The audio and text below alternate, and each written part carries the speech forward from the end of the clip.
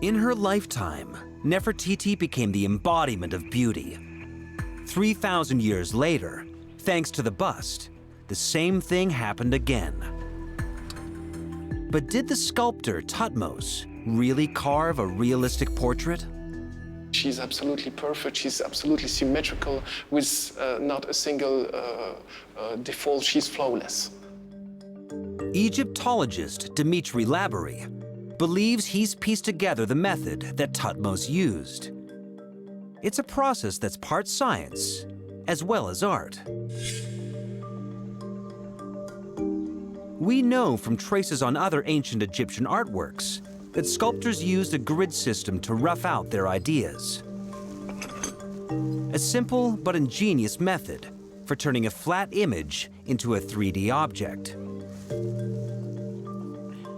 Every sculpture started with horizontal and vertical lines drawn onto the front and side of a stone block.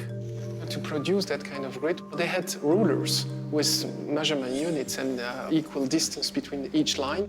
This is the technique that they were using from the very beginning of ancient Egyptian sculpture.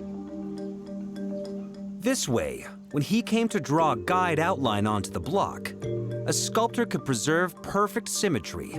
He wouldn't have to judge it by eye.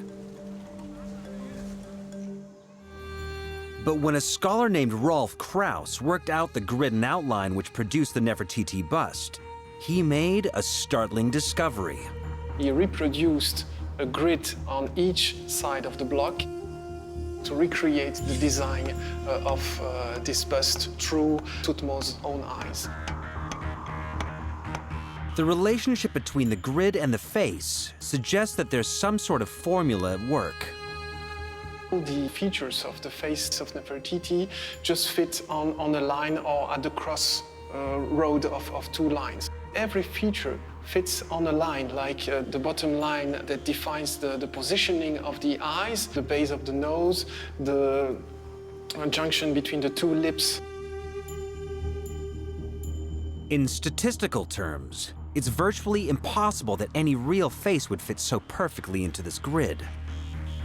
If this image bears any resemblance at all to the real Nefertiti, it's heavily stylized, the ancient Egyptian equivalent of a retouched photo. She's absolutely too perfect to be a rendering of the actual face of Nefertiti.